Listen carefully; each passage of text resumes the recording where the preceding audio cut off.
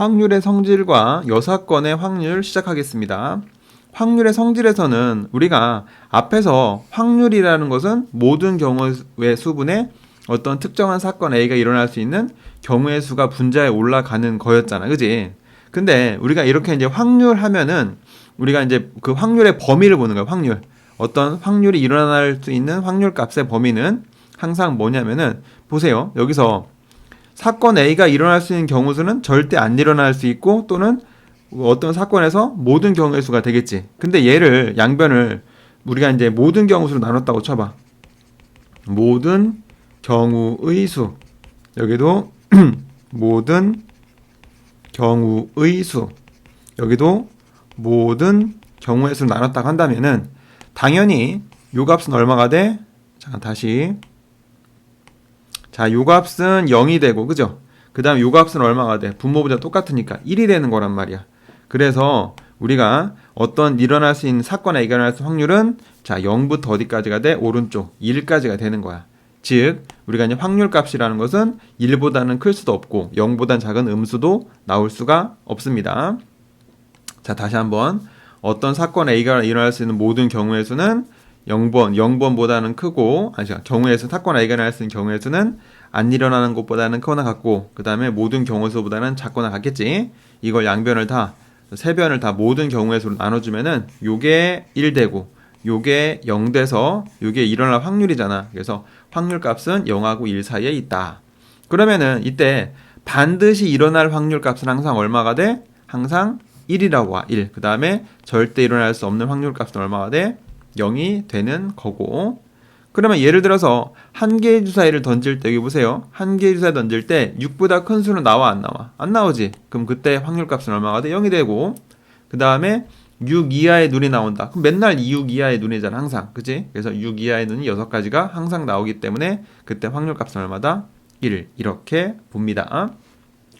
오른쪽을 잠깐 보면 주머니에 자, 빨간 공 3개랑 검은 공 2개가 들어있는데 여기서는 1개를 꺼낼 때요.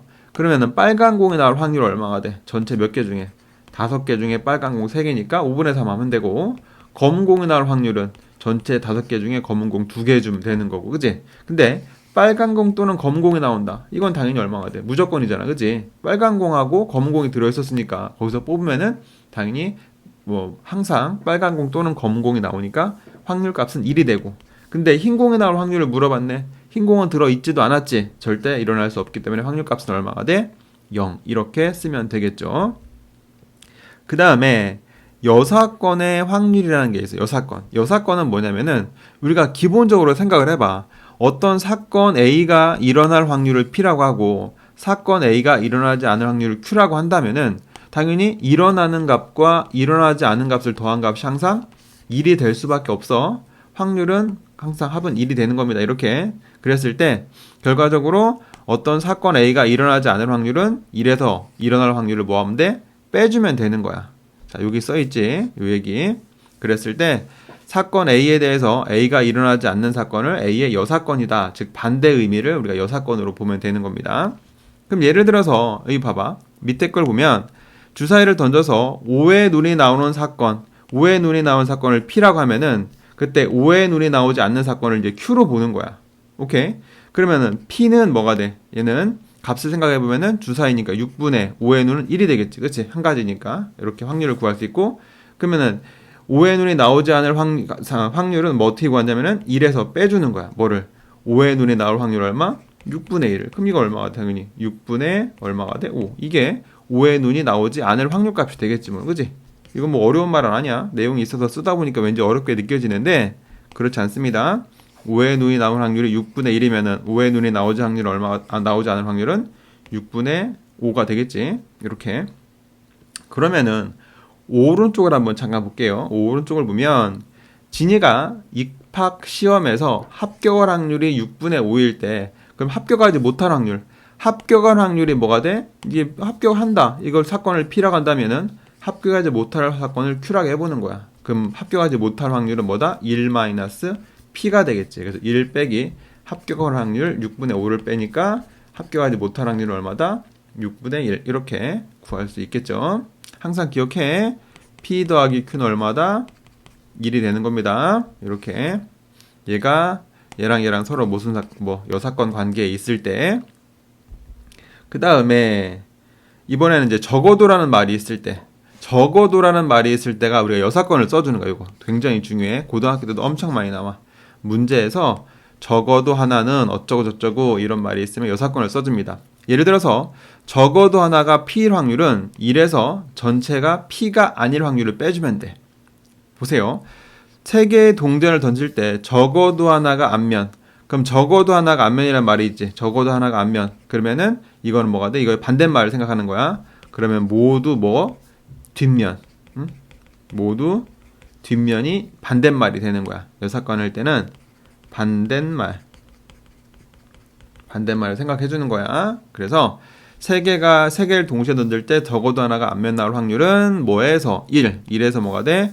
자, 모두 뒷면이 나오는 경우를 빼주면 됩니다. 그럼 모두 뒷면 나올 확률은 여기 쓰여 있는 것처럼 첫 번째 주사위가 뒷면 나올 확률 2분의 1, 두 번째도 2분의 1, 세 번째도 2분의 1이지, 그지? 그리고 그러니까 여기서 뭐 했어? 요 각각 확률 값을 곱해가지고 우리가 8분의 1 만들어서 1에서 빼서 8분의 7이 적어도 하나가 앞면이 나올 확률이 되는 겁니다. 자, 이게 조금 어려워. 오른쪽을 볼게. 다시 한번 봐봐. 여기 봐. 서로 다른 두 개의 동전을 동시에 던졌어. 그럼 모두 뒷면에 나올 확률을 구해봐라. 그럼 모두 뒷면 나올 확률 얼마가 돼? 첫 번째 동전이 뒷면 나올 확률은 얼마? 2분의 1이지. 그 다음 두 번째 동전도 뒷면 나올 확률 얼마가 돼? 2분의 1. 그래서 얼마가 돼? 4분의 1이 되는 거, 이렇게.